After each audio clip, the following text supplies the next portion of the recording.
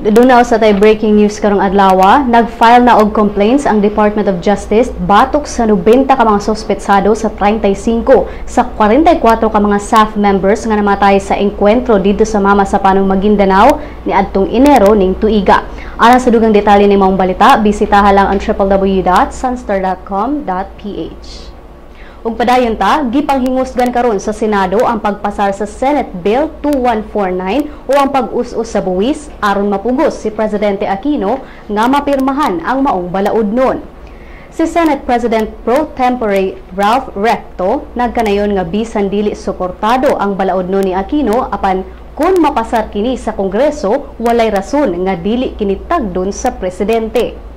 Si Aquino supak sa maong balaudnon kay daw mo resulta kini sa pagkawala sa 30 bilyones ka pesos nga koleksyon sa gobyerno. Ang Senate Bill 2149 gifile ni Senator Sonny Angara niadtong 2014 apan nagpabilin kini sa committee level sa Senado.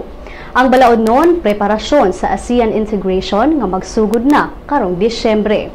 Ang susamang balaudnon sa House of Representatives nakaschedule na nga aprubahan sa committee level. Kung mapasar ang maong balaudnon, musaka ang take-home pay sa mga sweldadong empleyado.